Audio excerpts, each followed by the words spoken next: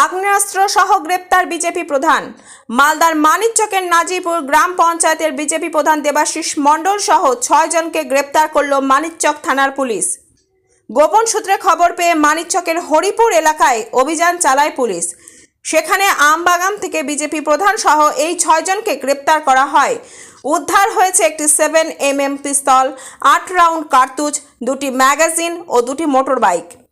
অস্ত্র কারবারের সাথে বিজেপি প্রধান দেবাশিস মণ্ডল যুক্ত বলে পুলিশ সূত্রে খবর।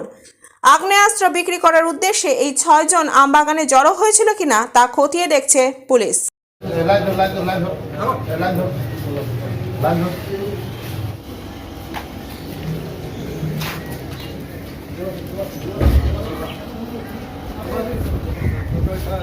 দেবাশিস কেন ধরেছে?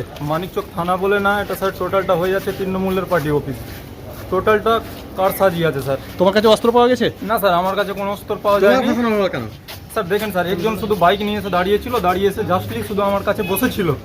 এর মধ্যে পুলিশ এসে অ্যাটাক করে এসে তারপরে কিন্তু আমাদের সম্পূর্ণ সবাইকে তুলে নিয়ে চলে আসে। তোমাকে ফাঁসানো হয়েছে? হ্যাঁ স্যার, এটা ফাঁসানো হয়েছে স্যার। এই খবরটি প্রস্তুত করছেন জগদম্বা জ্যোতিষ কেন্দ্র, বিবেকানন্দ স্কুলের পাশে, মালদা, এবং city driving school, Ramakrishna mission road, Malda. গোটা পশ্চিমবাংলায় পুলিশ প্রশাসন তৃণমূলের দলদাসে পরিণত হয়েছে। দীর্ঘদিন থেকে নাজিরপুর গ্রাম পঞ্চায়েতে কোনো কাজ হতে দিচ্ছে না তৃণমূলের গ্রাম পঞ্চায়েতের মেম্বার থেকে শুরু করে, এবং এখানে এক বড় নেতারও বসবাস আছে। এবার সবচেয়ে বড় কথা হচ্ছে যে তাদের কাটমানির দরকার, কাটমানি খেতে পাচ্ছে না, প্রধানকে ফাঁসাতে হবে।